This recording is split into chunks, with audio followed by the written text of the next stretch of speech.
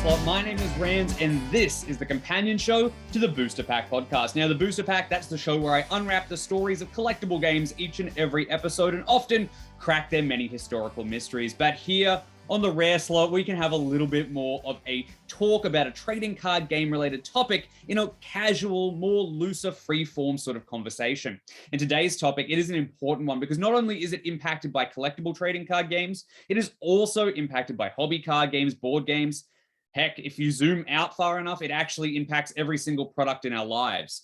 And it's a topic that I think about a lot, pretty much whenever I'm busting into a brand new trading card game booster box. Well, actually, that's a bit of a lie. When I'm busting into the box itself, I'm thinking to myself, what did I get? What did I get? But once I've torn off that cellophane and I've busted open the box and I'm tearing the foil wrappers from each card with that satisfying crinkle, that's when it starts to dawn on me. And after I've finished cracking open the box and sorting the cards into the little piles like I like, that's when it really hits me. I look around me and I think to myself, damn, did I actually just create all this trash? And inevitably, the answer is yes. All of the wrappers and the cellophane and stuff that surround me, I've just created with my hobby here. And unfortunately, I have no recourse but just to bundle it all up and drop it in the closest trash can. And as I get older and older, I start to realize and think more and more that every single trading card game card I've ever held has pretty much come from that sort of packaging, whether it's a foil pack or a booster starter or something like that. It's come from those sort of places. And to the best of my knowledge, those foil packs and cellophane aren't biodegradable. So they still exist somewhere to this day. Every single pack I've ever opened still exists somewhere to this day. I mean, it's wild to think that the first ever pack of a trading card game I ever opened, which was a Pokemon pack 23 years ago, still exists somewhere. I mean, it probably doesn't look as pristine as it did the day I tore it off those first cards, but it's out there somewhere, probably mangled up in a landfill, perhaps alongside my old bike helmet and my busted PlayStation 1 controllers. And it's those sort of sinkholes of thought that make me sort of realize how much trash that hobby card games and especially collectible trading card games create just in the course of playing them and using them and collecting them. So that's the topic I want to have a conversation about today. It's a tough one because it involves my favorite hobby, collectible trading card games, and the environmental impact that they have. So to join us for this conversation, we are very lucky because we are joined by somebody I have boundless respect for. Over the last near 2 decades, they have created collectible card games and living card games at one of the biggest hobby card game publishers the world has ever known, eventually working their way up to the head of studio at that company. But I'm going to let them digress and tell a little bit more about their career history in just a moment. Today, I want to introduce them because they have a brand new game studio that they've started on their very own, Earthborne Games. And it is with that company's flagship product that I'm incredibly inspired because that product is an interesting, intriguing, cooperative PvE card game that embraces its semi-environmental theme more holistically than any game I've ever seen before it.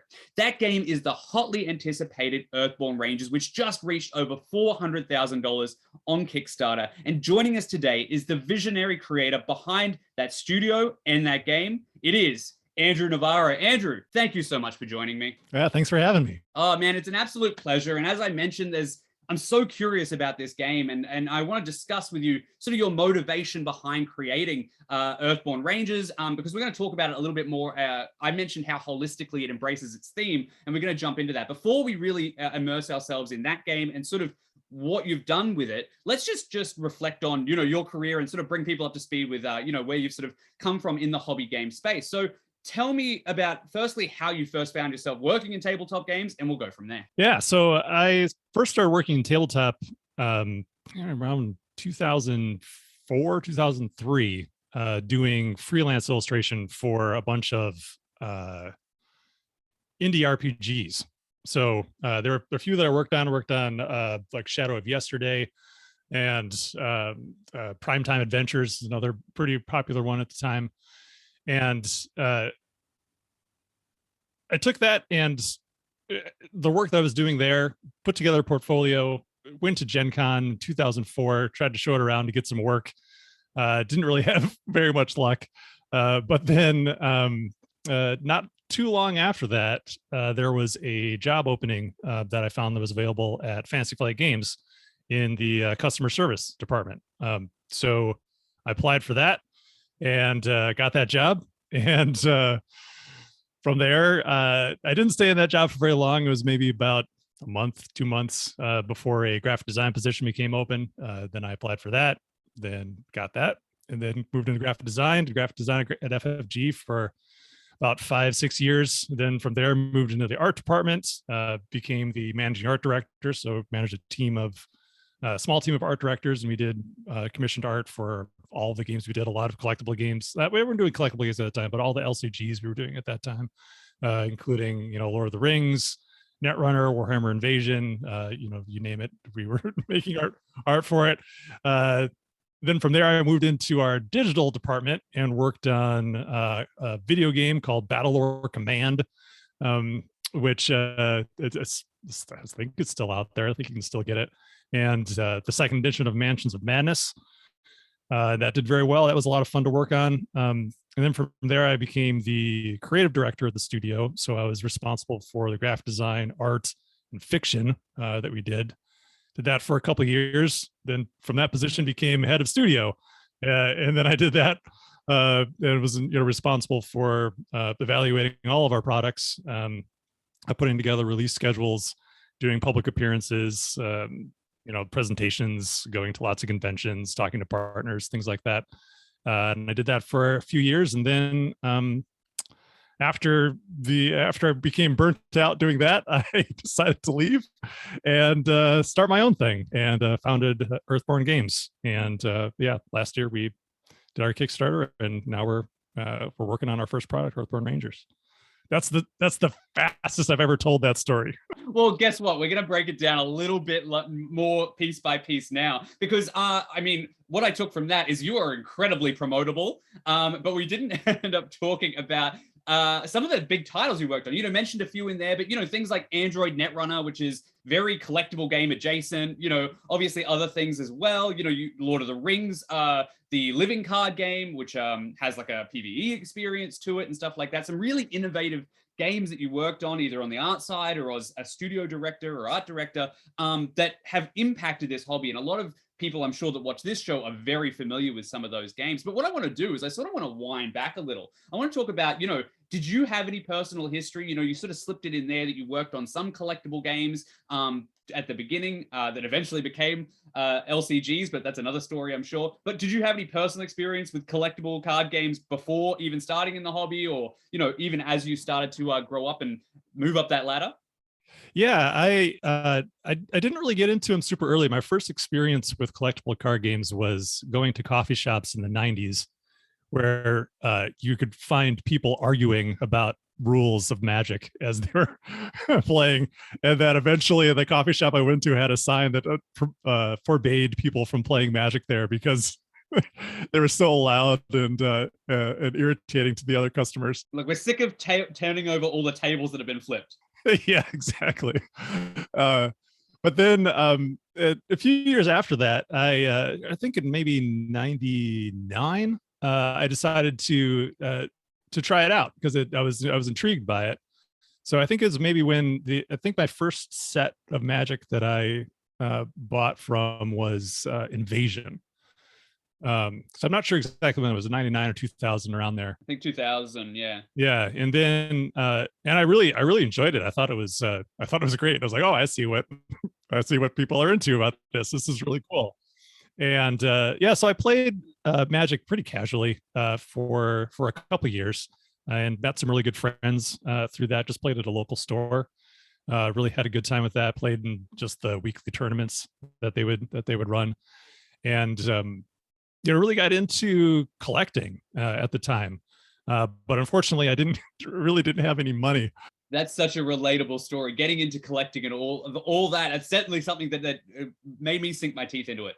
Yeah. So I really got into collecting and found myself spending a lot of money that I didn't have. So relatable somehow. Yeah.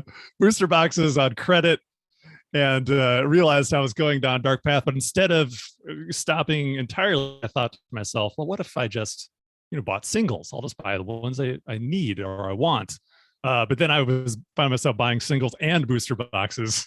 So I had to stop. So I am definitely a recovering Magic Gathering addict. speaking of addictions, I mentioned it in the intro, but tearing open those booster boxes and stuff like that, even if you tell yourself you're only going to buy singles, you know what the truth is. You love that, that excitement the same way I do. Now, I do just want to touch on it because old habits die hard, and I really have a hard time not prying into it if somebody's professionally been involved in a collectible card game. Now, if I'm not wrong, you said you started around about 2004 at Fantasy Flight Game, and at that time, some of their flagship products were collectible games. Eric Lang's, Game of Thrones, which eventually became the LCG, and the product that basically, spawned the entire LCG genre, which was Call of Cthulhu, again, Lang's, was something. Did you have any involvement in those? Yeah, I worked on a couple of those sets, before they were discontinued, and then I worked on the LCG core sets of those when they made the transition from collectible into a living card game format.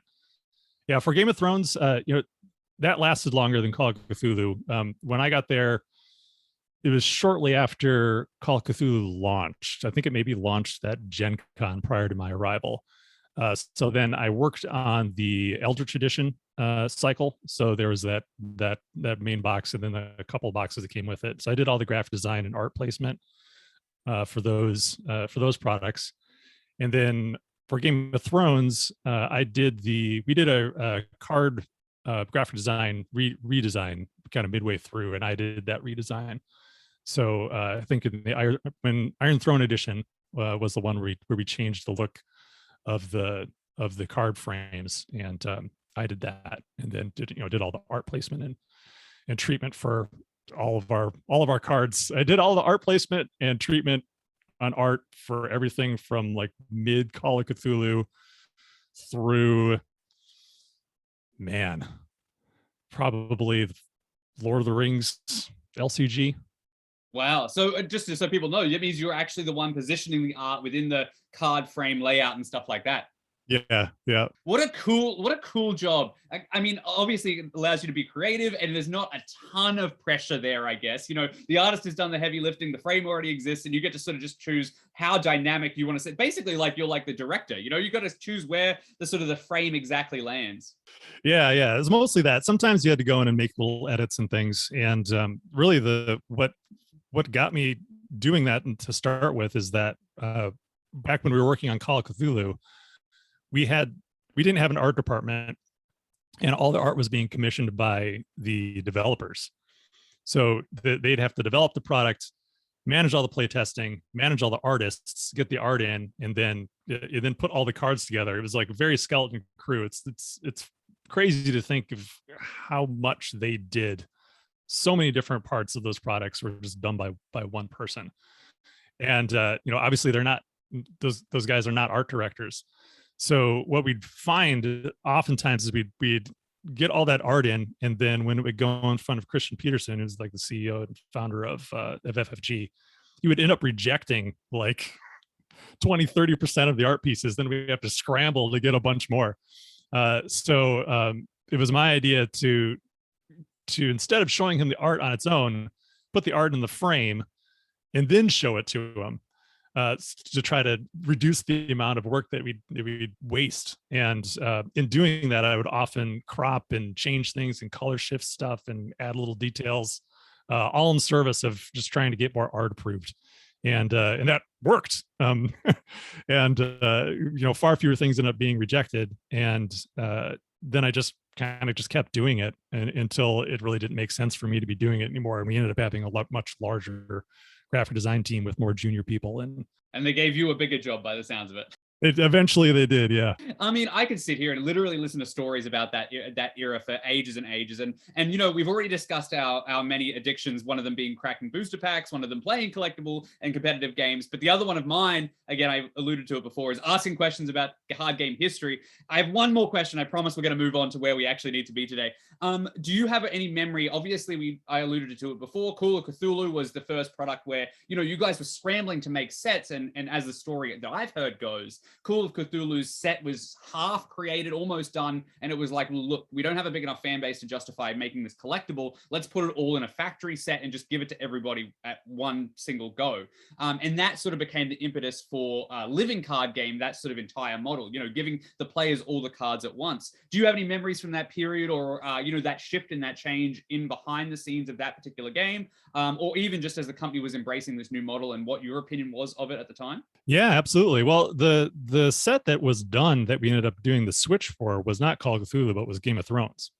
So that one, because Call of Cthulhu was already dead at that time, but Call of Cthulhu holds a different spot in that history, in that after the original Call of Cthulhu kind of went away, we did have these sets of cards that were more or less ready to go, that we had art for, we had design for, but then we put them into these little packs, like these things called asylum packs, which were these standalone things that we then sold after the collectible game had gone away. But that was before we decided to make it into a living card game. It's just kind of like a thing that we're like, maybe we can, make a little bit of extra cash just selling these fixed sets. There were like, I think there were two or three of them that we just, sell to stores that the diehard fans could enjoy. And the work was already done at that point, obviously. So exactly. But they were extremely successful, more successful than I think Christian really thought they could be. And that then led him to make the kind of the same decision for Game of Thrones, where we had an entire booster cycle done. And but the demand for the booster boxes was very, very low. So we took that and then broke that up into that first, what ultimately became that first cycle, and then built the core set out of, all the existing cards that we already had, all the art that we already had. And, I think we put everything in like white frames and kind of give it a different feel. And that became the Game of Thrones core set. But I think you can tell when you look at that first cycle of Game of Thrones LCG, we still didn't really know what we were doing, and it took us a while to kind of figure it out, where those packs, you still need to buy multiples of them to get a full play set of the rarest cards, because they were still kind of like hooked on this idea of rarity even within those packs. So like the rare cards would only get one, the commons would get like three, and so on. At the time, I remember feeling conflicted about whether or not it really seemed like a good idea. Like the things we did to Game of Thrones, that core set, like where we had that board, and then there are these, we had the different roles, and we made it into we presented it primarily as a 4-player game, as opposed to a head-to-head game. And the idea at the time was to try to appeal to FFG's primary audience, which is board gamers. So we thought if we could make it feel more like a board game and present it more like a board game, that might grab those other players and bring them on board and make them more interested. Whether or not it did, I don't know. But it certainly did well enough and appealed to enough people in that format for us to then obviously launch effectively a new way of presenting that style of game. And it was really quite a stroke of genius. And as somebody who was sort of semi-familiar with the original CCG for Game of Thrones, and then bought in at that early stage when you guys had relaunched it, it did feel it felt like there was a missing link there. It was at the time when board games were really starting to fire up in a hobby space. And it did feel like that was like, oh, I don't know why they've made these changes and stuff like that, because I enjoyed the original format. But ultimately, I did end up liking that product. And obviously, it had a huge lifespan, and went on to a second edition and everything like that. But that is a great story, because it helps us reframe sort of what we're going to be talking about today. And we're going to be talking about basically the waste and excess that is created with collectible games specifically. So to speak to the examples that you just gave, obviously, when asylum packs come out, you don't have to worry about having all these excess packs that have extra shrink wrap. You can create X number of cards, despite the fact that, rare cards might still need to buy 3 packs regardless, and then have a bunch of chaff of extra commons and stuff.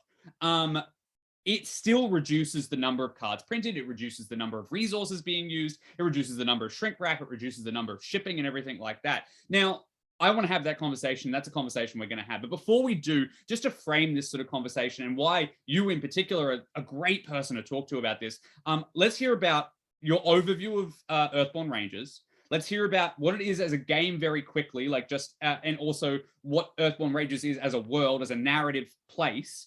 But most importantly, let's hear about the philosophy behind the product that is Earthborne Rangers. Yeah, so Earthborne Rangers is a cooperative adventure card game, very much in the tradition of Lord of the Rings and an Arkham Horror, the card game, where it takes place in the far future, where you play as rangers who are guardians of a mountain valley in the Rocky Mountains. You protect the valley, you protect its people. You're responsible for maintaining the balance of nature, and also protecting because the people of the future live more in harmony with nature.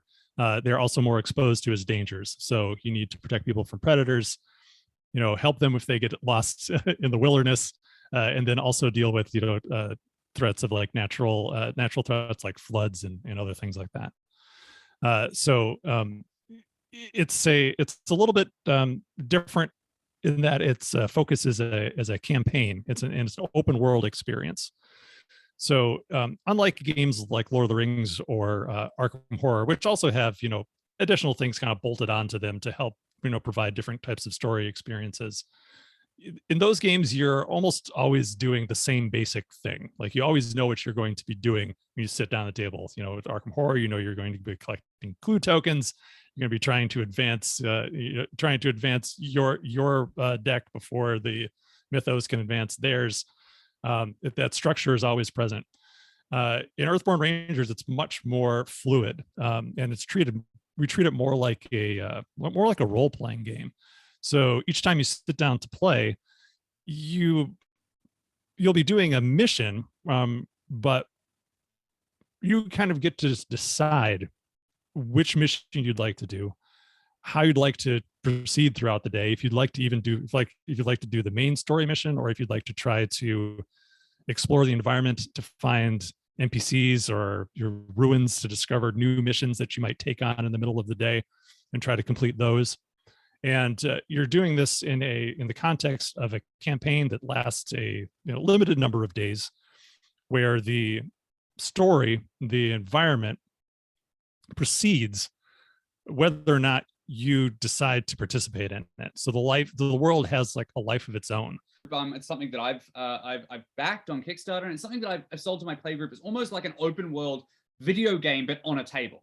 Like it's like sort of like a Zelda Breath of the Wild or anything like that, where there's not really any great adversary that you need to focus on or anything like that. You can just go around and explore, and the days will come, the days will go, the blood moon will rise in the Zelda analogy, and you are just a passenger in the world of this game. And I think it's really unique. Like you likened it to a tabletop RPG, but again, I think it shares a lot of DNA, not only with those, whereas the game is acting as sort of like an NPC dungeon master, but also like a video game where that is the case, where the game is playing, out itself, regardless of what your impact is on it, really.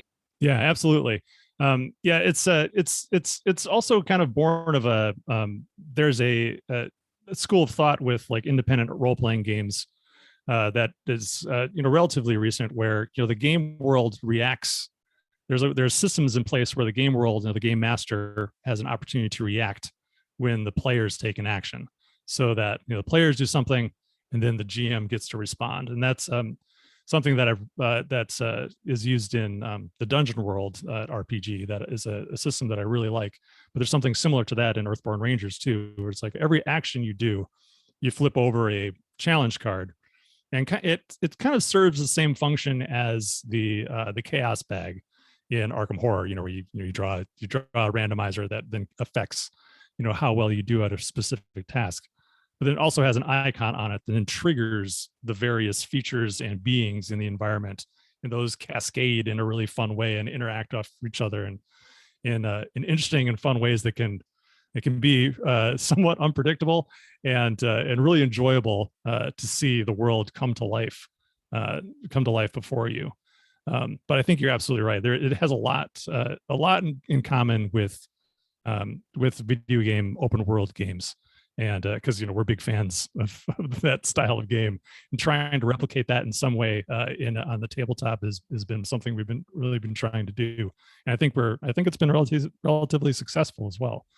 Well, you have complete faith from me. Obviously, we talked about your history there. You talked about your work with indie RPGs. You talked about your work with, the sort of the new wave of living card games that were specifically cooperative. You've had this experience. So in as far as the gameplay and the world building and all of the art and the experience that you had, I have no doubt about your ability to bring such a rewarding and interesting and individual experience to the table. But what I want to ask about specifically is what is thematically the world is about. Sort of, I've heard people describe it as solar punk, as as sort of like a way to talk about the fact that it's an environmentally sound, sort of futuristic, sort of adverse, the opposite of like sort of steampunk, or this like optimistic future, sort of story. And that sort of bleeds into what the product is itself. Tell me about the themes and motifs within Earthborne Rangers, and then we're going to talk about the product. A big theme is connection with humanity and with yourself in the natural world. And a big part of the setting is this idea that the humans of the far future think very differently than we do now. There are no nation states. There's no like giant military. There's no giant militaries around like waiting to invade places. People aren't fighting over resources. Yeah, it seems like a peaceful sort of utopia. That's been something that's been really interesting to explore, that idea. And it's oftentimes very difficult to get out of our modern mindset, or like these things that we kind of say to ourselves is like, oh, that's just human nature. Like, it's human nature to be greedy, it's human nature to be cruel, it's all these things. And something that I'm really trying to explore with the setting of Earthborne Rangers is like, what if it's not? What if we could actually be better, and imagining what those people could be like. So as you play this game, you're inhabiting characters who, if you were going to look at them from the Dungeons and Dragons school of alignments, like everyone's good aligned, and everyone you meet it has good intentions and isn't looking to put one over on you. And it's challenging because so many tropes that are used in fiction and storytelling rely on negative human emotion, negative experience. Yeah, betraying one another. Yeah. And so I think what we try to do is, if there is ever a conflict between people, or if someone causes harm they didn't necessarily mean to, that they're always the motivation behind people is always trying to do some good. And they are still human, so they might not have perfect foresight, so they may make a mistake that might cause some problems. But it's not about people being dirtbags to each other, and that's been fun to explore that space. So yeah, one of the big themes of the game is interpersonal connection between you and your community, and then also a connection with nature. So a lot of games, the cooperative games in particular, they kind of fall into this pattern of an adversary is placed before you, and your immediate desire is your immediate thought is like, what do I need to do to kill this thing so that it doesn't hurt me and kill me before I kill it. And that is that's just something that it's so common in games we almost don't even think about it. Well, it's such a tension that is such an easy device in storytelling in and of itself, right? Like, what is the threat to me? Somebody else. Right. But in this game, when things are placed in front of you, you do have the option to use some sort of harm against it to kind of get it out of your way, or help move it aside so that you can proceed on your mission. But you can also connect with it. You can try to understand it, and then use your understanding to then move past it. And that's been a fun thing. It's a thematic thing, because you could easily just make that into damage, but instead we're framing it differently. And that's been really cool to see, people who are familiar with a cooperative style of game look immediately to think, oh, I need to kill this thing, and think, oh wait, no wait, I actually have other tools at my disposal, and then giving them those is really fun. So that's a big part of the game too, is that you can go through and you can fight things if you want to, but that's not necessarily the focus, but it does allow for it, kind of like like an open world game where you have decisions. You can decide how you want to approach things, but you do have options, which is very nice. It's so interesting. And obviously, like, the philosophy that you talked about there is so fascinating, and something that people will have to unlearn as they play. But that's what I mentioned in the intro. Like, I do find this an inspiring game, an innovative game, something that is going to have a learning curve, not just with the mechanics and the rules, but a learning curve in the attitude to how people should approach this game. Now, it is set in the far future. And as you said, humans don't think the same way in the far future, but that doesn't mean it isn't resonant to today. So you talked about some of the threats that might come up in the course of a ranger's sort of exploration in Earthborne Rangers, and this is one of the things that really interests me, because you mentioned flooding, you mentioned fires and stuff like that, and that's something that we're seeing a lot of in contemporary life right now. I'm originally from Australia, and my country has flooded numerous times over the last 2 or 3, 4 years, decade, even more so. Like, there was once in a century floods 10 years ago, and there was once in a century floods this year. And those things are going to be more and more exacerbated by the actions of humans, inadvertently or otherwise, much like the humans in your game. But the question I want to ask is, a lot of people have put blame on those particular events because of the way that humans are treating the earth. Humans are, using up resources and making things unnecessarily, and creating waste and creating pollution and stuff like that. How does Earthborne Rangers, as I mentioned in the introduction, embrace its themes more holistically by offering something different to the consumer, something that they don't have to think as much about, oh, is this going to go to waste? Is this not something that is this just something that's just going to end up in that same landfill as my Pokemon packets way 23 years ago?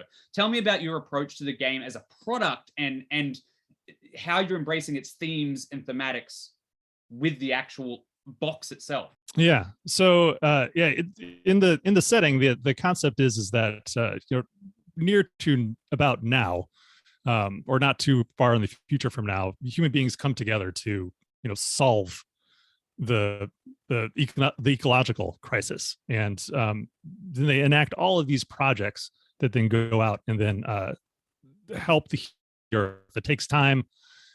People have to still kind of hole up and wait for the earth to heal itself, but then we emerge on the other side in a far better place. So the product itself, we're trying to make it in a way as sustainably as possible, so that and there are not a lot of really, I think, great, really tried and true options available for that yet. So going down that road has been difficult, but I feel like it's something that needs to happen. And I feel like, kind of like in the setting, like if everyone decided, oh, we'll just start making things more ecologically friendly, just all stop, let's just do it, just start, because it's a decision. Yeah, it's something that humans have to decide to do. Yeah, it's a choice. Like every day we're making choices, and these choices have led us here. So I'm trying to make choices for this game that with the manufacturing, the production of it, the materials that help kind of lead the way forward, so that people can see that you can make a game, a hobby style game, with a lot of content, with all like the cool things that you expect, but done in a way that is less detrimental to the environment. One of the biggest barriers to entry is the fact that, not everybody's doing it. Things are cheap because it's mass production. And if you choose to do something like this, and if everybody's on board with you, like you were saying, these become more realistic options. Absolutely. And I think that's the key is is really, it just takes more people doing it to make this a more viable route. And so I'm just trying to show that we can make a really great product that people will enjoy, and that people care about the fact that it is made sustainably. And I think that's one of the big questions too, is, when was talking to people on the year leading up to the Kickstarter, after I founded the company, I was talking to other people in the industry.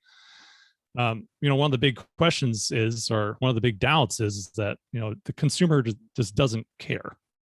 They don't care. They want their cool thing. They don't care how it's made. That's disappointing to hear. I feel shows that there is a significant portion of the gaming population out there who does care how their products are made, and that given a choice, they would support the product that is made more sustainably. So having a successful Kickstarter is one thing, but we can release this game and it can become successful at a greater scale. I think that would give those people in positions of power at larger game companies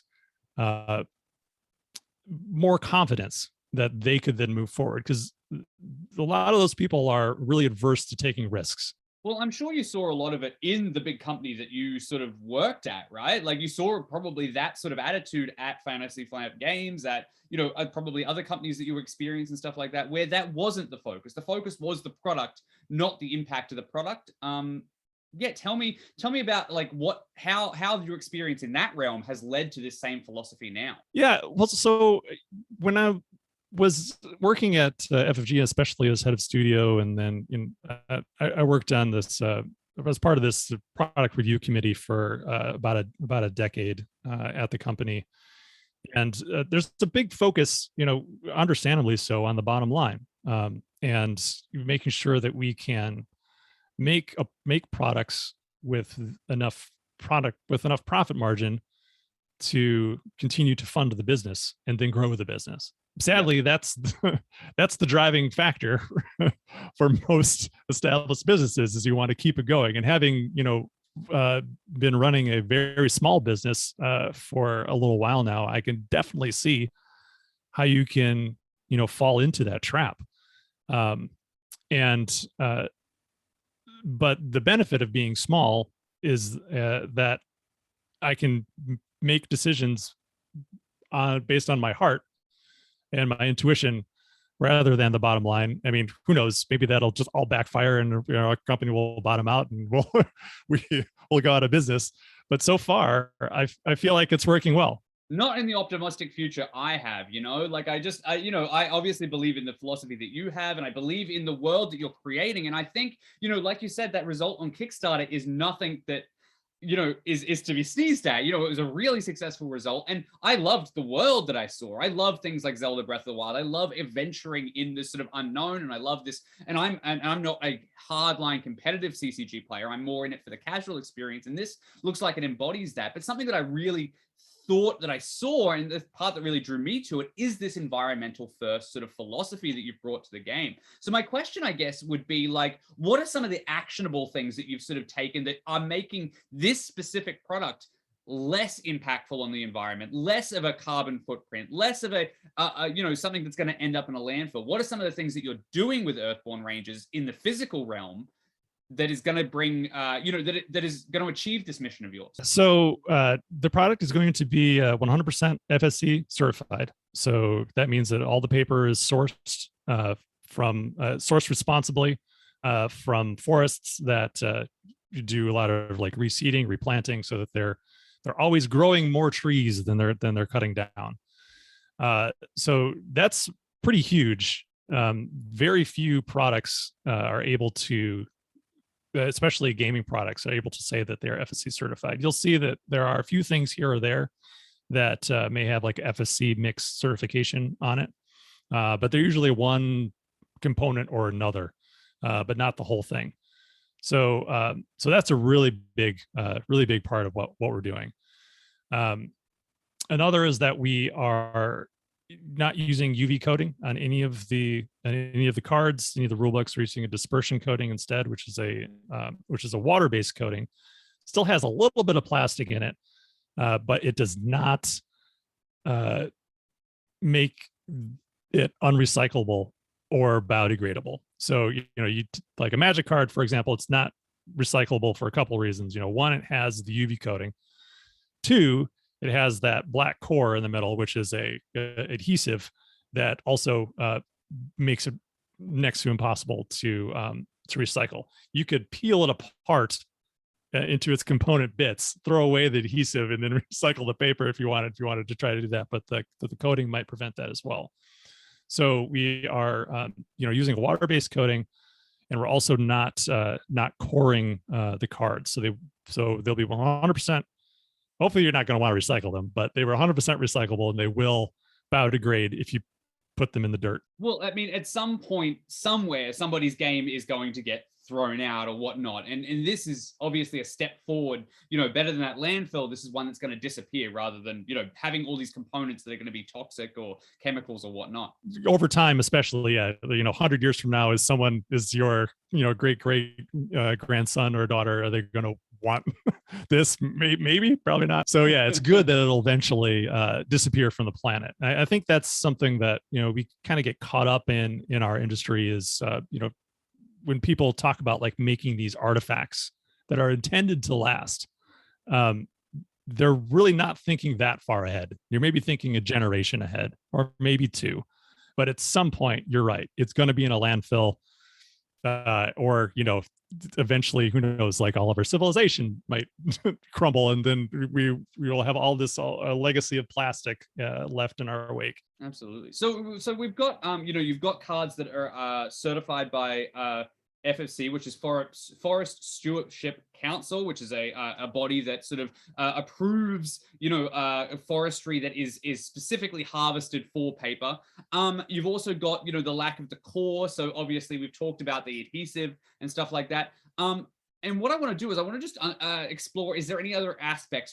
I think one of the big things in your Kickstarter that really appealed to a lot of people is that it didn't have stretch goals that you would normally expect from a Kickstarter. It didn't have, new cards or little funny pieces or, an extra bag or something like that to carry it in. What you guys did is you really focused in on something that was interesting to me, and that was regional manufacturing. So you don't have to worry about, once the game is made, is it going to have to go from our factory, whether that's in Germany, all the way over to here to the US, or all the way down to my old country in Australia or whatnot? Like, tell me about that decision. Tell me about what else is going on with Earthborne Rangers as far as outside of this physical card itself. Like, is it going to have cellophane wrapping that we mentioned in the intro? Like, tell me all about the other aspects that Earthborne Rangers is going to embrace to sort of uphold that theme. So there'll also be no single-use plastics.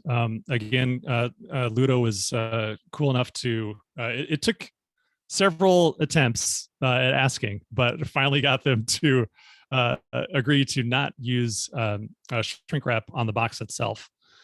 So it'll be wrapped in paper, and there'll be no shrink wrap on the interior either. So everything will be either banded with, like, the cards will be banded with a paper wrap instead of plastic. So yeah, there'll be no plastic in the product at all, which is very exciting and really difficult, strangely, to do. But I think people are very worried about damage, of things being damaged in transit, and obviously that's why that shrink wrap primarily exists. So getting into that, I think was a huge thing. We did do a few add-ons. We did do, like you said, we didn't do any material stretch goals, but all our add-ons will also follow the same methodology. So we have an art book that will also be 100% FSC certified. We have tokens; those are going to be made out of FSC certified wood. We have playmats also that we're trying to use this material called Ulex, which is a natural rubber material that is an alternative to neoprene. That's been one of our more challenging things, to try to find a manufacturer who will be willing to do that. Again, it's one of those things where we need to find the a manufacturer who shares in the vision is willing to go out there and purchase that material. Otherwise, they're just going to stick with their suppliers that they have, buy the neoprene that they can get, and want to print on that because they're they buy that in bulk and they want to go through it, and they need to go through it in order to make their business run. And the systems are in place, right? Like it's just a reorder and stuff like that. It's cheaper for them not to explore that because it's cheaper for the customer at the back end. It's what we talked about before. Yeah, it's very difficult. And as far as the regional manufacturing goes, that has not gone as well as I would like, honestly. The one stretch goal that we did unlock was regional manufacturing for the United States. And I felt very, very confident in doing that because I had what I felt was a very good quote from a domestic manufacturer who was able to hit most of the targets that I wanted to hit for the product. But maybe a few months after the Kickstarter, and I talked about this a little bit on our podcast and then on another podcast as well, that manufacturer kind of fell off, and I found out they weren't actually able to do the things I wanted to do, and the prices went through the roof, and they ended up kind of big timing us, and I think kind of dishing us for larger clients.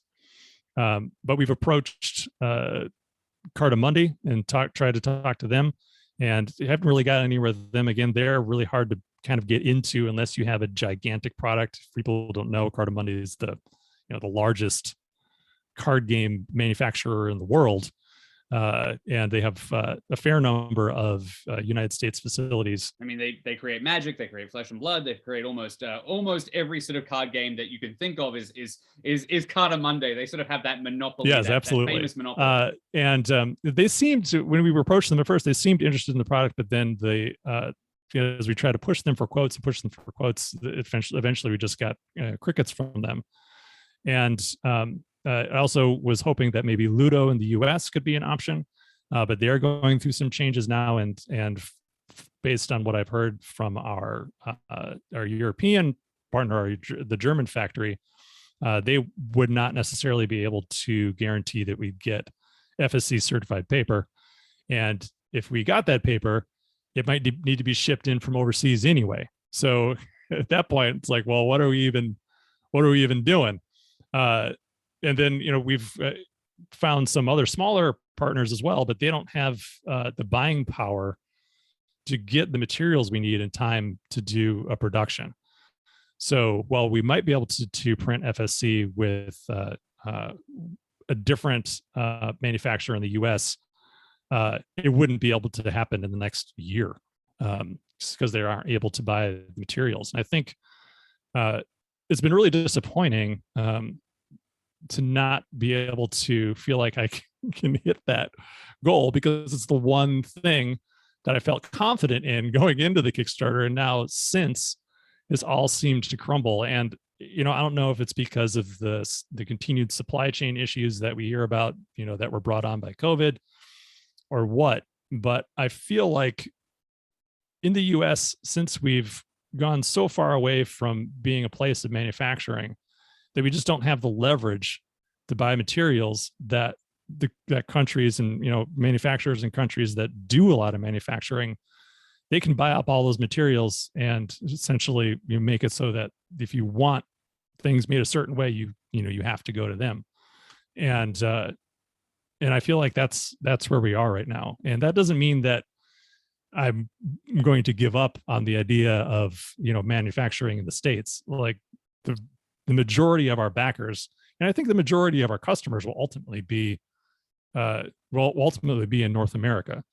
So my goal is still to manufacture here, but in order to fulfill the Kickstarter in any kind of timely manner, that just seems unrealistic, and that's disappointing on this first run. But it's we're still, and I talked about this a lot during the Kickstarter too, that these are all ideals, and that if it doesn't happen, we'll continue to push.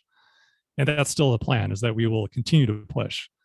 And I've really started to ask myself, is the only way I'm going to be able to do this if I build a factory myself? And I'm starting to feel like that might be true. uh, it's been something I've been talking about for over 10 years, about this idea of building a card game factory in the US that can be reliable and supply all of the amazing publishers we have here, but then to do that from an ecological perspective and make it so that everything that factory produces is ecologically friendly, that there is no other option than to use FSC paper.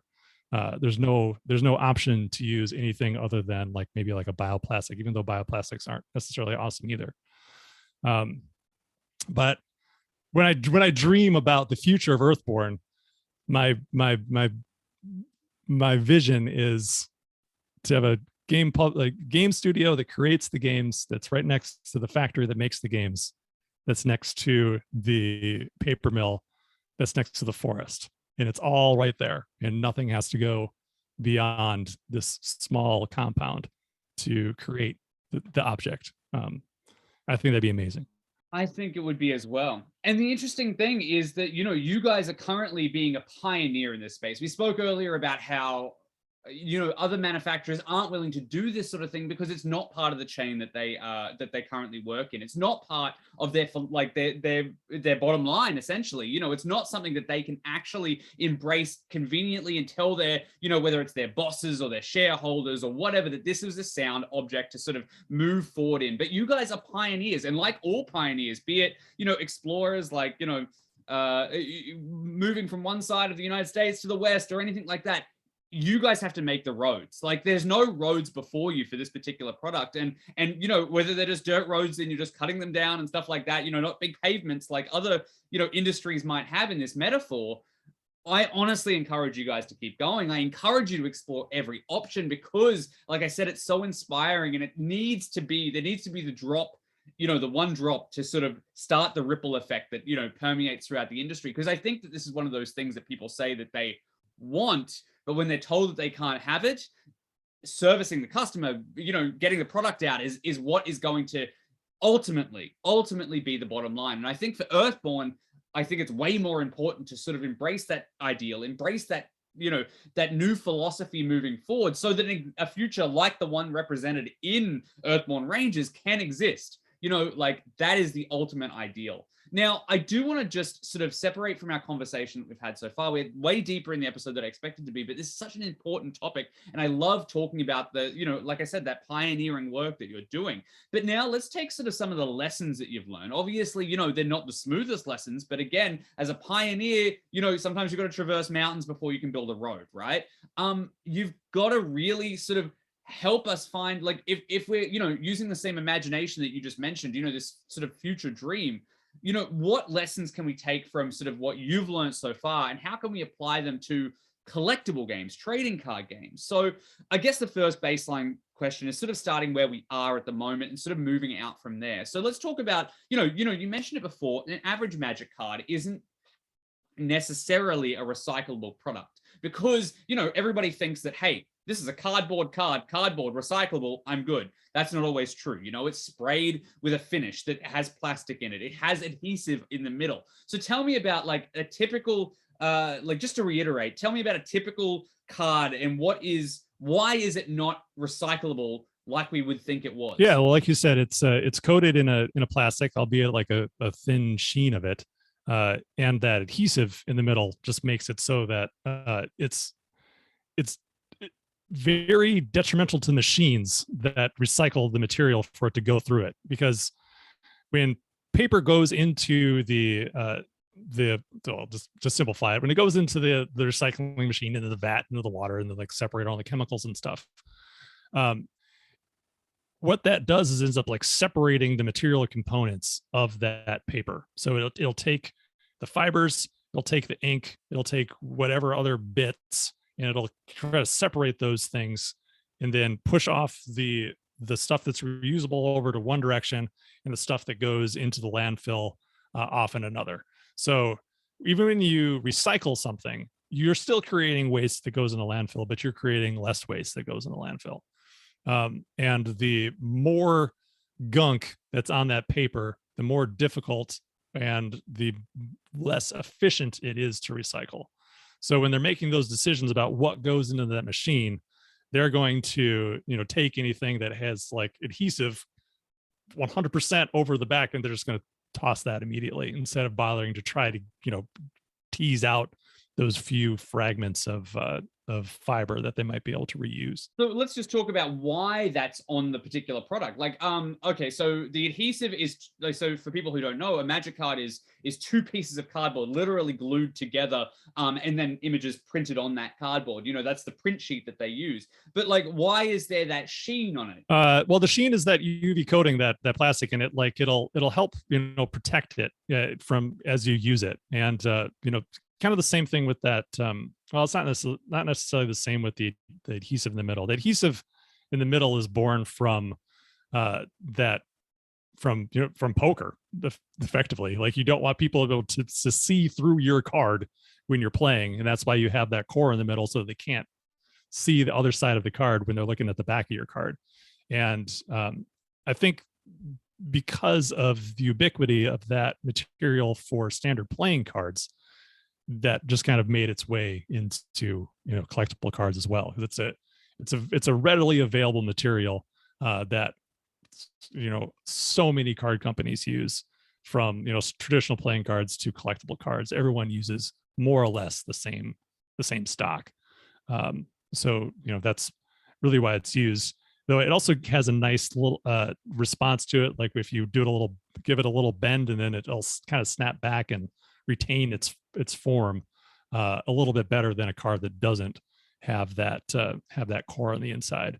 Though if you get up to a heavy enough stock, that difference is pretty negligible. And like you said, there's that sort of that notion that if these cards are using in a sort of semi-professional, professional sort of card game, you don't want that cheating element. Like you said, you've got that blackout in the middle, whether it's blue or black core that people can't see through. And Cardamundi, we mentioned them earlier, obviously was the producer of Magic, and they were a playing card manufacturer, like a casino card manufacturer before that. And that was part of the philosophy that was brought to that game, and is so much so far permeated throughout the industry as being the standard. So, I mean, as a collectible game enthusiast, I mean, I would hope that one day we can sort of move towards a world where that isn't necessary, where we can move to cards like those seen in Earthborne Rangers, where you have just a single piece of cardboard, especially in games that have a less, as we're seeing more and more, trading card games are coming out on Kickstarter that are coming up as not strictly competitive games with hundreds of thousands of dollars cash prizes. Let's sort of focus in on that. And if anybody's creating a game, much for Kickstarter platform who's listening to this, maybe think about that being an option so that the cards are, more recyclable, more environmentally friendly. There's less of an impact as well. And obviously, we're talking about big picture here, but that's something that Earthborne manufacturing might be able to service at some point in the future. Yeah, that'd be awesome. Give me about 10 years. That would be so cool, having a lot. Absolutely. Well, I want to follow this dream of yours as well. So let's talk about packaging. So obviously, Earthborne, we sort of mentioned it before. You don't want to use any single-use plastic. So that means no shrink wrap. But shrink wrap is something we see a lot in like hobby card games, and especially trading card games. Shrink wrap on the outside of the box, and in some cases, depending on the type of product, shrink wrap over individual products within that. And on top of that, another thing that's really a big detriment, but part of the appeal of collectible trading card games is the fact that they come not in a big box of solid brick cards, not in a factory set like the Arkham Horror, Arkham Horror or Call of Cthulhu or any of the games we've talked about before, but they come individually wrapped so you can rip them open and find out what's inside. So talk to me about like what lessons have you learned and what alternatives could you think of for this particular hobby as far as that sort of packaging goes. You mentioned before that that Earthborne Rangers is going to use like a paper slip to sort of keep their cards safe.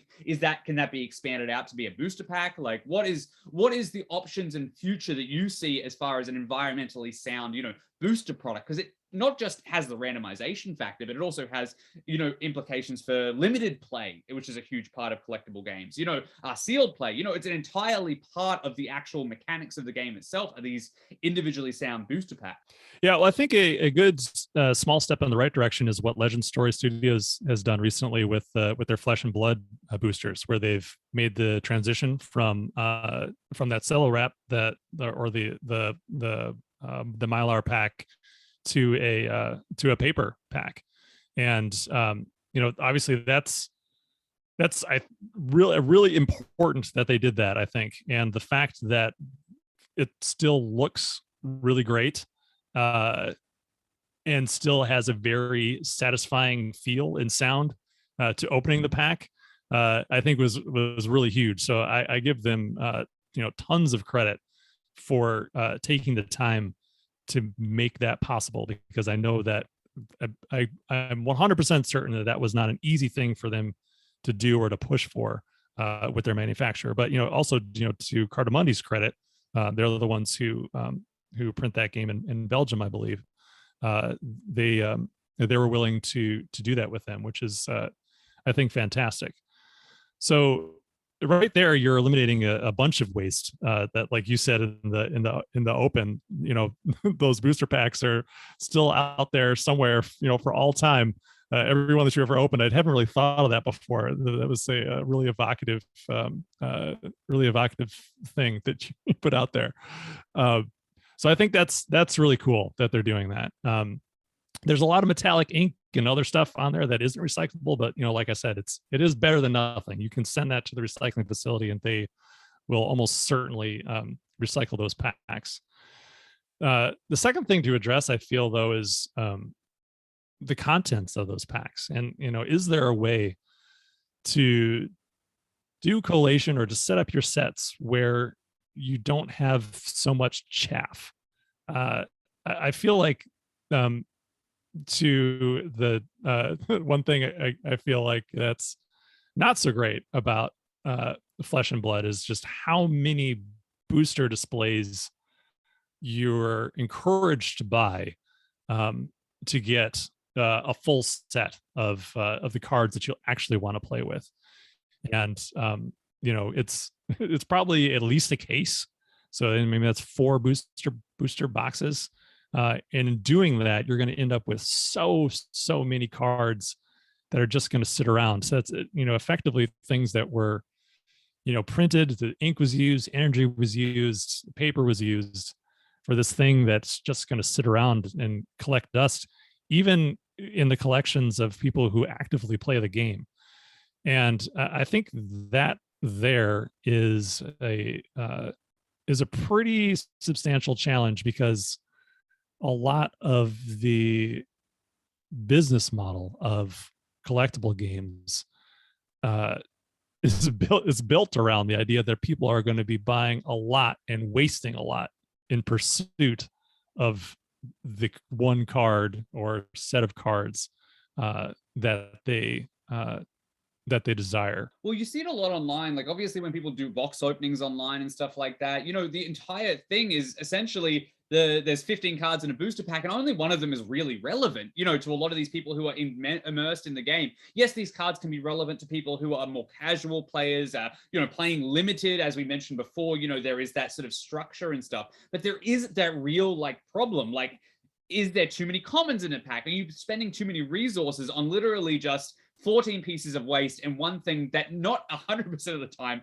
but might be an interesting thing? So I'm really glad you brought that up. So what are some, obviously, we talked before about how Call of Cthulhu and sort of approached that, and how the living card game sort of hoped to sort of iron out that issue, just giving everybody what they need up front.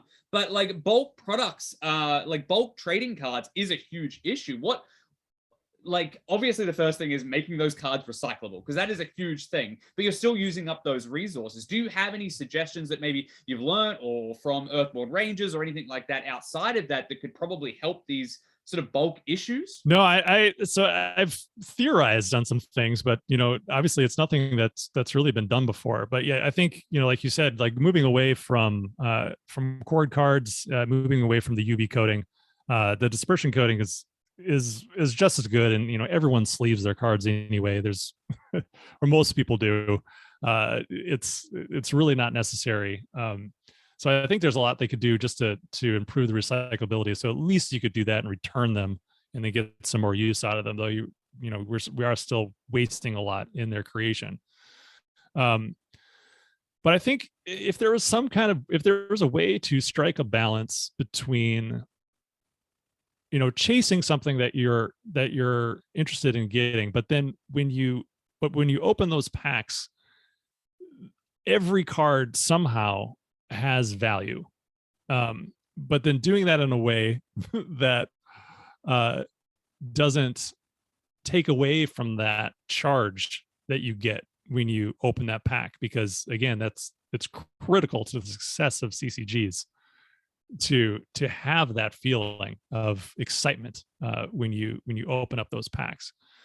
I feel like there's a potential to, like one thing I've thought about is maybe just making larger packs, kind of like not necessarily exactly like Keyforge, where that was a collectible game, but you opened up a pack and you got a fully playable deck. And I think that was, I think, a really interesting. It's obviously, it was a revolutionary idea. It was a pretty wild idea, and there are multiple reasons why it hasn't been as successful as it ultimately could have been.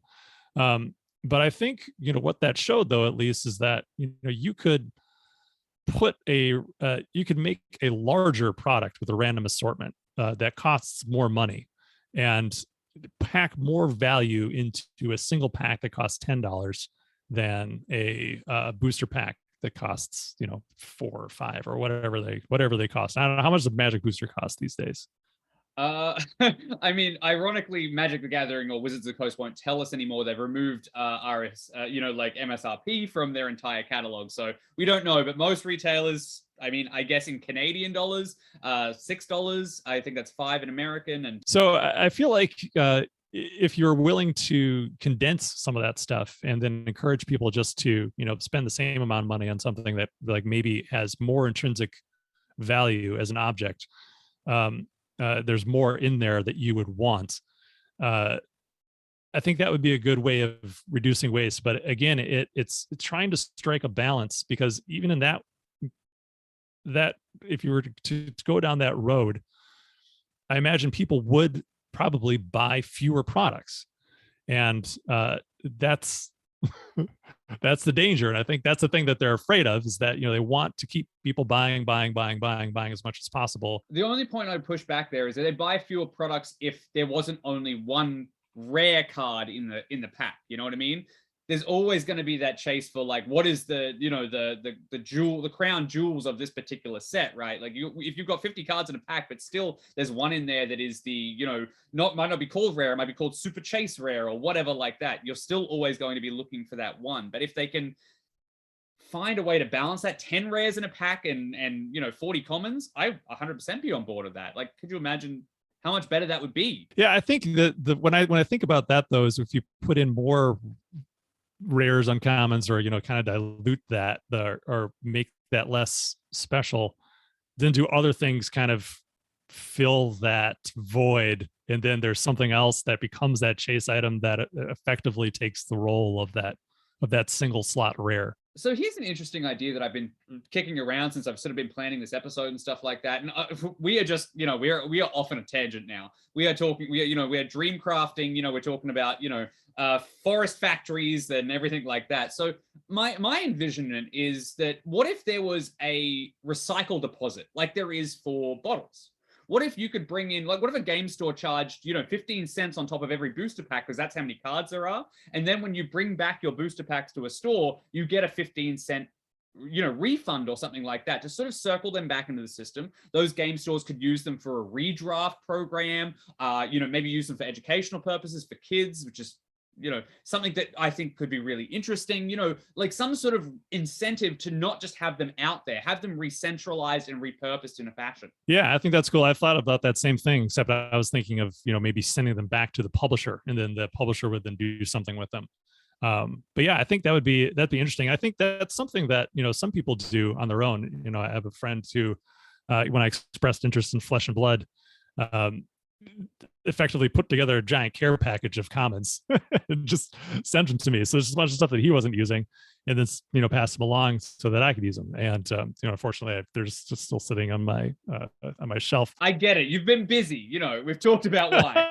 Right, but that is but I think that kind of mentality, I think, is a good use for those cards. And I think, if I were to put on my business development, like, marketing hat, I think there could be an opportunity, if those cards went back to the publisher. You can't necessarily, repackage them and then sell them again. I don't think you could probably do that. But you could take those cards and then, give them to, like, youth centers and, effectively give those things away for free.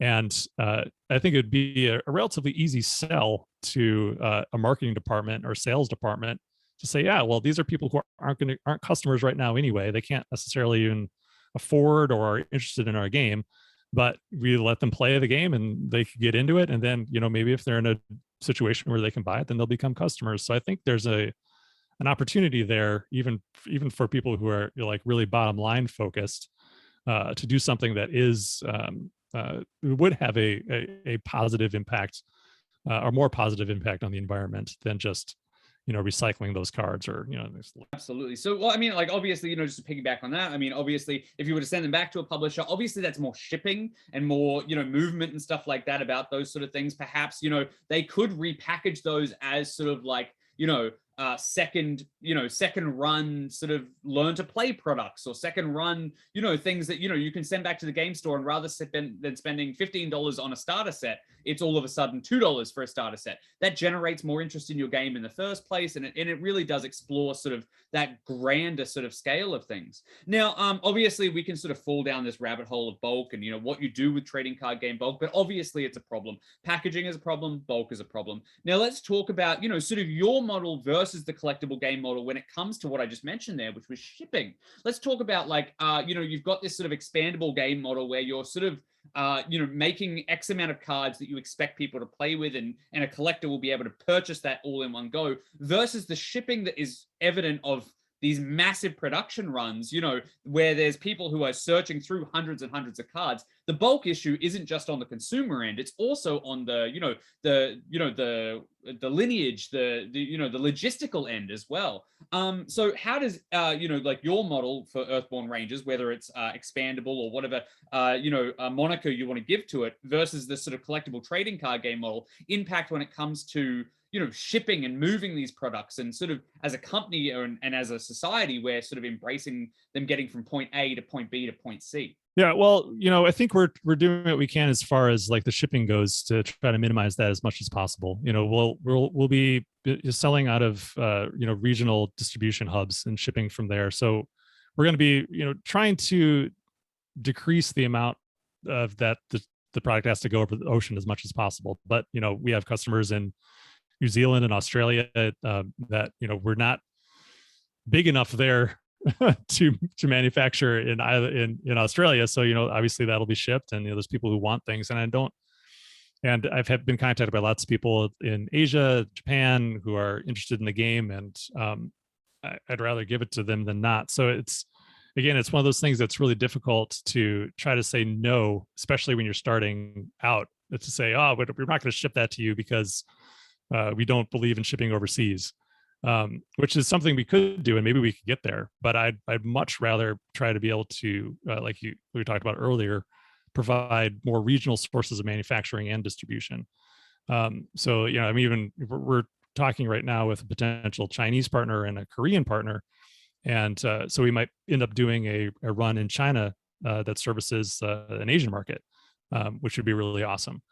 So that's what we're trying to do there as far as shipping goes. As far as, like, the product model itself goes, it's we're still forming it. We have ideas of how we want to proceed, but ultimately we will have far fewer products than a like the original LCG format, where there was a product a month, like a pack a month. It's more similar, or somewhere in between that model and where LCGs of FFG have kind of landed these days, where they're like these bigger drops of cards that come every once in a while. So obviously I was a big part of those conversations before I left. So I was already thinking, about the idea of, doing larger drops, fewer products. At the time, it's most like the motivation behind it was mostly to try to make things easier for retailers, because that was one of the big concerns with them is there's just too many SKUs, makes it easier for the sales team to sell stuff. But I think shipping things that way, and knowing that audience well, I feel like they're comfortable getting larger drops of cards over longer durations of time, and they don't really need that constant infusion of new things every month.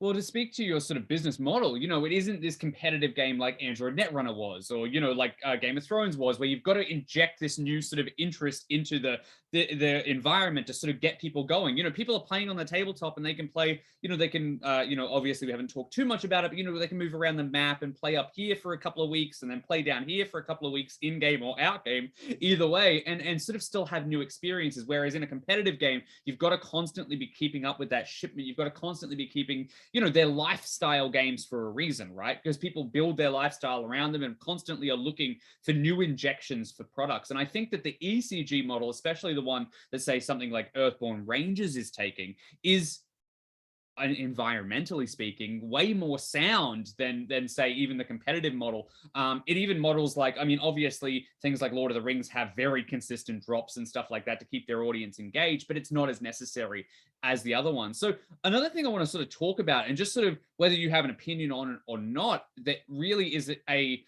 hindrance to collectible games where we might not think of, and something that isn't quite the same when it comes to expandable or living card games or whatnot, is the secondary market. Like we were talking about shipping before, and you were talking about how you exclusively liked secondary market cards. Back when you were playing, you're probably walking into a game store and buying them from underneath a counter. But nowadays, we're talking about people sending literally envelopes everywhere. We're talking about commons, uncommons, bulk buys and everything like that. And you're taxing the world through this additional sense of transportation, this additional sense of shipping. Not only do you have your actual bulk, logistical shipping, but then you've got your secondary market shipping on top of that. Obviously, that's not something that Earthborne Rangers is going to say, but do you have any sort of comments as far as the environmental impact on that side of collectible games? Yeah, well, it's the secondary market is its impact on the industry as a whole, I think, is, obviously it's incredibly significant. The amount of product that those people buy is staggering. And I think, making your product a collectible product that appeals to them is something that definitely companies consider when they're making their collectible games, because they're a big customer of yours. So yeah, working on Star Wars Destiny, that was kind of my first exposure to seeing how the secondary market impacted a game's sales, and then how it going away negatively impacted the game's performance. So let's explore. Let's pick that apart. So you mentioned, obviously, people might not know, we haven't really mentioned it throughout here, but Star Wars Destiny was a huge game for Fantasy Flight Games, and that was sort of basically around the time that you were head of studio. So you had to think about so many factors, be it production, be it sales, be it all of the elements that go into having a collectible game, and Star Wars Destiny did that. On top of that, Star Wars Destiny wasn't just a card game; it involved dice as well, so there was an extra sort of output there as well. Tell me, I would love this insight for you, just for not only my sake, but the listeners who maybe they're envisioning like a Kickstarter game or something like that. Tell me about what your experience was when it comes to that sort of secondary market. What impact, what sort of conversations did you guys have in-house about that particular aspect of collectible games when you were designing the product, when you were, formulating what you were going to do, strategies, everything like that? So I think with the attitude we took at the time was like, what they'll do whatever they want to do, and who cares? We can't control what they're going to do. Like things will, but then when we actually saw, I think, some of those like rare dice and cards go for some ridiculous amounts of money. At least it took me by surprise. I'm sure other people weren't surprised at all, and there were people at the company who were far more familiar with collectible games than I was. And yeah, that did kind of coincide with my time as head of studio. We launched it, I think, the year, maybe like 9 months before I became head of studio. So I was really involved with the development of the project, and talking about its sales and all of that.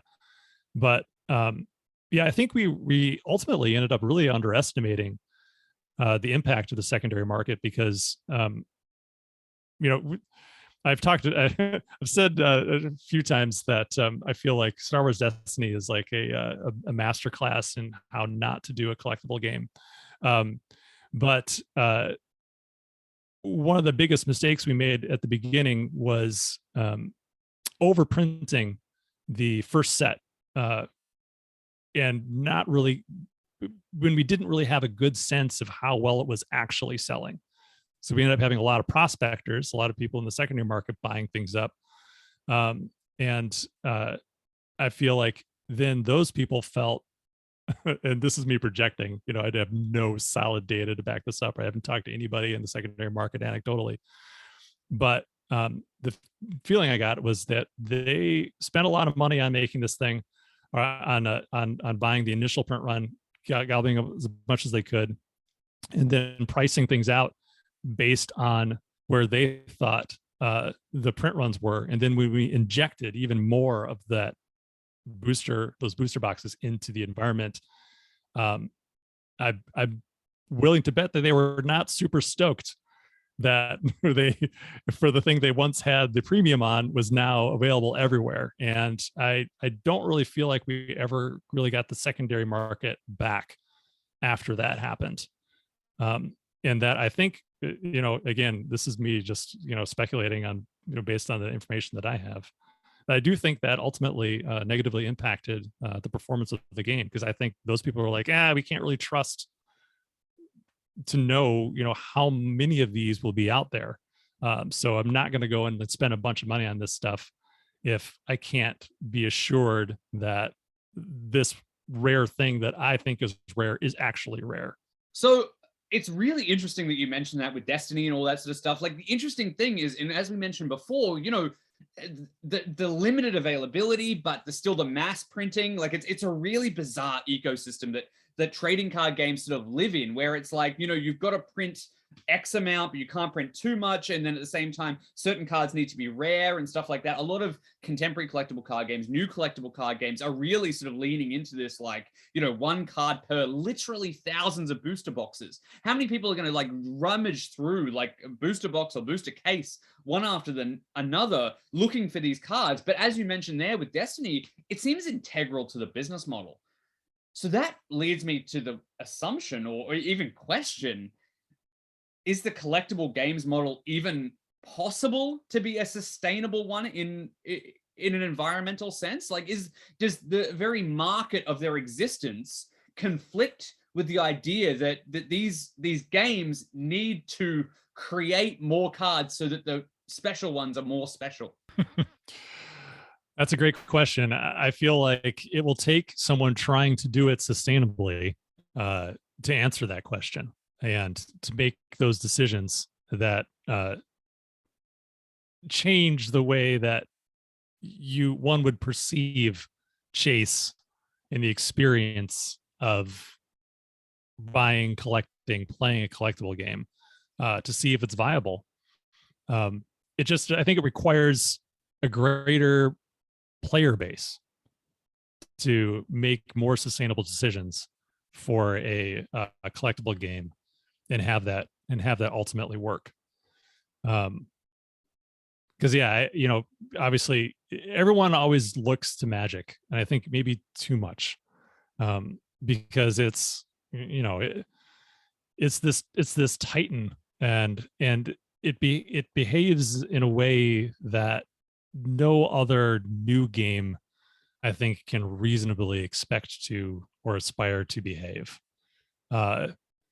So I think to try to someone's just gonna have to try to do it differently, and then see how it goes and take a risk and see what happens.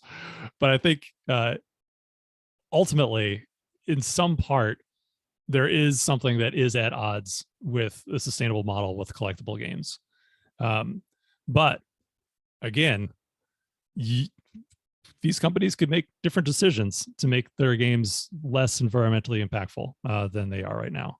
And I think any decision that pushes it in that direction, which is again why I like Legend Stories Studios' decision to go with paper booster packs. Any decision they make in that direction is a good one. So, just imagine the amount, Flesh and Blood's pretty popular, but it's nowhere near as popular as Magic the Gathering. And, just imagine how much waste you would keep out of a landfill if Magic went to paper booster packs instead of plastic. So, it may not be ideal, but it is a step. It would be a step in the right direction. I think ultimately people enjoy collectible games, and if you can provide an awesome experience that has a lesser of an negative environmental impact, then I think it's worth doing. And I think as long as you're bringing a quality product to someone, you're bringing a quality experience, you put a lot of thought and attention and care into the thing that you create, then that's something that's worth making. Because I read this article recently on a French website that was they did this big study on the environmental impact of board games and the things we could do differently, and it was a bunch of just common sense things that I really wonder why we have to do studies to come to common sense conclusions. But the stinger at the end of the article was the person who was either funding or working with the study said, the most environmentally friendly board game is the game that's not made. It's like, well, yeah, of course. Of course. Like, yeah, if we don't make anything, that'd be the best for the environment, but we're going to make things. That is, talking about human nature earlier, that is, I think, a big part of human nature is the desire to create. And, we have natural resources to use to help us create the stuff and fulfill our visions. But I think the key is to bring something, to create something that has value, create something that has meaning to you, and that you invest a lot of care and intention and thought into.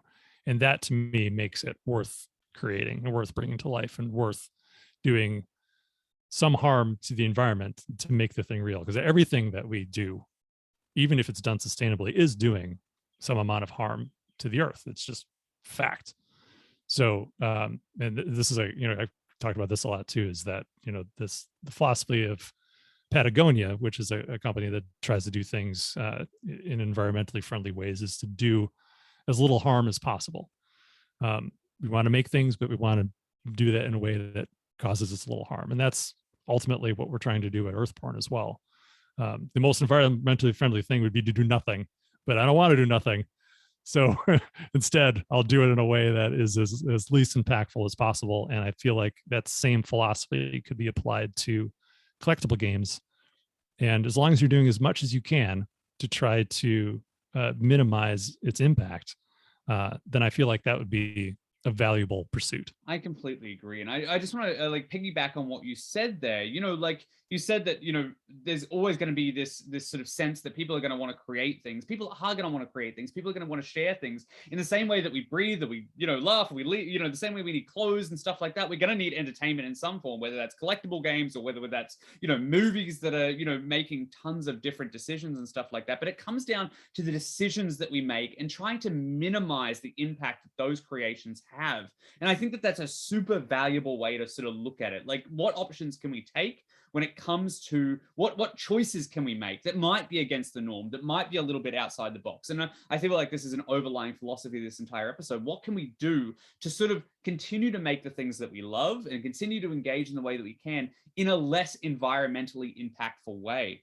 I guess my question for you, sort of, we're going to wrap up shortly, but my question, I guess, would be, what do you suggest? Somebody who is, blue sky, figuring out that they want to get into this space. They love this space in the same way that you love, hobby games and games and stuff like that. And you decided to invest in this space. What do you suggest that somebody who is looking to be a trading card game manufacturer, a trading card game creator, do to make a more sustainable product? Obviously, we talked about a ton of different options, but what are some places that you think that they could start to sort of make these better choices and have that smaller impact on our planet while delivering that same sort of product and experience that they want to give to the people who are willing to play their game? Well, I think with manufacturing, if there's a way to, try to be self-sustaining as far as your energy consumption, I think that would be a really big that have a really big impact. And I don't know how many factories out there, are really pushing toward, alternate energy sources, but I think that would be a really good way of moving the needle on the manufacturing side, because that manufacturing eats up a lot of energy and creates a fair amount of waste. But then not necessarily taking shortcuts when it comes to the materials you purchase and the materials that you offer, and trying to offer a quality manufacturing experience, both in the materials and in the expertise of your manufacturing. Like, I feel that competent manufacturers rule the world, because it is it's so easy to find people to make things for you that will not do a good job, and that you really need to ride them every step of the way to get the thing that you want. And so I've always felt that, finding a competent printer who cares about their work and has staff that knows what they're doing is going to succeed mightily. And if you could take that same sort of competence and apply it to your material purchase choices, where like I mentioned, this idea of only offering sustainably sourced materials at your facility, so there's not even an option to go a different route. I think that'd be phenomenal. I'm sure that there are people out there who would probably say that that's not possible for all number of reasons. But while we're dreaming, I feel like if anything, our human experience has shown us that anything is possible, and it just takes more effort. And the things that take more effort are, I think, oftentimes more worthwhile, but they are more challenging. But you just have to have the will, I think, to try to push it through. As far as creating games, I think, again, if you go to a factory and request things like FSC paper, things like dispersion coating, things like no single-use plastics, the more people do that, the cheaper it's going to become for everybody, because right now those things are expensive because they don't have a lot of automation for a lot of things like that. Like the costs go down the more automation is involved, and costs go down the more of a material that a particular manufacturer purchases. So that's why non-FSC stock is cheaper than FSC stock, though if there's a greater demand for it, then they'll produce more of it. We have tons of FSC forests. I don't even know how many of them are even used as paper sources, or even like really chopped down a lot and then reseeded. But I think there's really no reason why the entire industry couldn't move in that direction. So I feel like from that perspective, just going to the manufacturer, asking for that, knowing that it's going to be more expensive, and then pricing your product accordingly, plan for that. And I think a lot of people looked at our product on Kickstarter and were kind of taken aback by the price tag, because it's easily twice, if not more than twice as expensive or or more than that than almost any other card game you'll find on Kickstarter. And the reason is because I knew going in that because of our material demands, it was just going to cost a lot of money to make. So a few people that turned them off, they didn't back the project. That's fine. But I think plenty of people saw what we're trying to do and wanted to support it, and were willing to pay a little extra to help us make that happen. And I feel that that's just one little Kickstarter that we ran for 3 weeks with next to no marketing. It was all word of mouth. I feel like if anyone is able to put any muscle behind a Kickstarter that does the same things, or any product that does the same things that Earthborne Rangers does, I think you're going to find that there is a large audience out there who is hungering for something like this, who wants to be able to support companies that are thinking ecologically responsibly, even in an industry as relatively small as ours. So yeah, that'd be my advice, is to try to push in that direction as much as you can. And because this is going to make things easier for everybody, make it easier for the entire industry to change. Well, I completely agree. Now, whether it's, stepping on the moon, whether it's, taking the first flight like the Wright brothers, whether it's producing the first sort of like low impact hobby card game, like there's always going to be pioneers in those spaces, and people who are going to have to push forward, people who are going to have to really try to sort of get that ball rolling, and people who, if you are a trading card game creator, expect that. And if you expect that, manufacturers will also expect to have to serve that as well. If your expectation on them is that they need to be able to comply with your requests, as Andrew just said, whether it's FFC, if it's no single-use plastics or anything like that, like, put yourself out there. Collectible games are also the kind of thing where, I hate to say it, but you can sort of manipulate your price based on your rarity and stuff like that. Work that into your price structure. Work your rarity.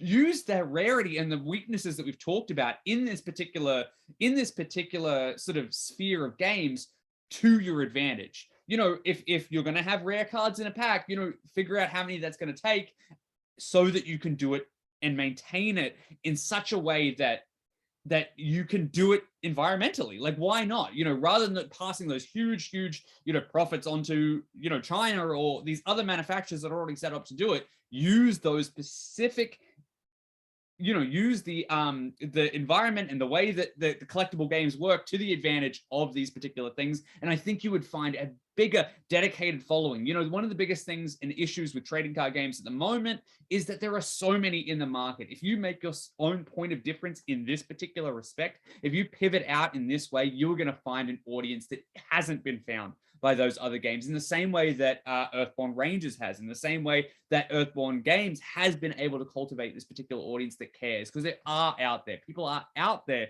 who give a damn.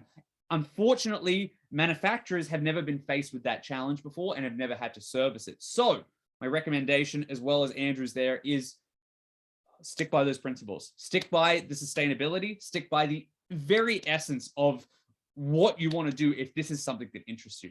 Now, I'm going to pose another question to Andrew right now. So, Andrew, as we go out, obviously everybody in this who's listening to this isn't a collectible game creator, but they might be a collectible game player. So what do you think a collectible game player can do to lessen their hobby's impact on the environment? Buy fewer cards. No, well, I think we talked about that idea of passing cards along and sharing cards, and, sharing in your hobby. And I think you have a bunch of I'm sure you have a ton of cards in your collection that are not really doing anything for you, but maybe they can do something for someone else. So I think maybe sharing those, getting those out there, I think would be good. I think, playing Flesh and Blood, like, try that out, see if you like it. They are trying to push in that direction. I think that they're worth supporting for what they're trying to do. I think the more success that they have, the more those larger companies might look at the possibility of moving towards booster packs, especially paper booster packs, especially if people are out there saying, I support Flesh and Blood because they're doing this. I think that would maybe make some of those companies take notice, so that they can change, because getting Wizards of the Coast, getting Pokemon, getting Yu-Gi-Oh to make those changes would be colossal, and that would, I think, like I was saying, everyone wants to model what Magic does. If they do that, then they'll have copycats lining up to do the same thing. So that's something I think you could probably do is get out there and support companies that are trying to do right by the environment in some small way. And right now, as far as I know, the only company that's doing that is Legend Story Studios, but there could be others that I'm just not aware of. Absolutely. So I fully agree. Like Legend Story Studios, they also have a fantastic game. Not to undersell that point or anything like that. So by all means, support those things. There's been many times that Andrew was just mentioning about Magic, people following Magic's example. There has been many times that Magic has followed other games' examples as well. And let's try and make this one of those particular times where they can actually, come through and understand, there's a whole new way of delivering a product to an audience if the audience cares that much, and all it means is putting yourself out there. So, to piggyback on what Andrew said, obviously support the companies that are doing it, but even if maybe Flesh and Blood isn't your thing, let the companies that you are interested in doing it, the games that you're interested in, supporting, let the people who are in charge of those, via social media, via Discord, whatever, let them know that you're interested in this. Let them know that every time they create a new box that has too much packaging, like for example, again, Magic responding to people who are giving them feedback. Magic used to make these secret layers where they would send 5 cards in like basically a shoebox thing. They've tailored that back until just recently they've announced that they're going to send those 5 cards in an envelope now because of people's feedback. So put pressure on those companies. If you're a player, if this is something that you care about, I hope it is, tell them about these particular different models and share with them what other people are doing so that they can be aware of it, so they can put the pressure on their manufacturers. Because as we've talked about, it trickles down the line. If the creator is putting the pressure on the manufacturer, and so is the customer is putting the pressure on the creator, that whole thing is going to help us sort of solidify ourselves. So not to get too far away from the point, we are going to go out in just 1 second. There's so much we didn't talk about. We didn't talk about foils in trading card games and how that impacts, environmental, impact. Spoiler alert, they're not recyclable. We didn't talk about all sorts of things like accessories, how sleeves and play mats, we sort of touched on it with Andrew's sort of stuff. We didn't go into that as well. We also didn't talk about, what other alternatives there are as far as, packaging and reworking sort of models and stuff like that. There's a lot in this space that we didn't get a chance to talk about, but unfortunately we are out of time. But before we leave, I do want to hear and talk to Andrew a little bit more. Andrew, I want to talk to you a little bit more about Earthborne Rangers, Earthborne Games and stuff like that. Tell us a little bit more about it in detail. We mentioned it at the top of the show, but, sort of go out with the elevator pitch and tell people where they can find it and how they can get involved in this very, very inspiring project that we've talked about today. Yeah, so if you're interested in Earthborne Rangers, you can check us out. We have a YouTube channel, Earthborne Games, where we do a bi-weekly podcast. We also have that podcast on Spotify and Google Podcasts, Apple Podcasts, where we talk about the game. If you'd like to learn more about the game itself, I encourage you to check out our Kickstarter page. You can still search it up at Earthborne Rangers.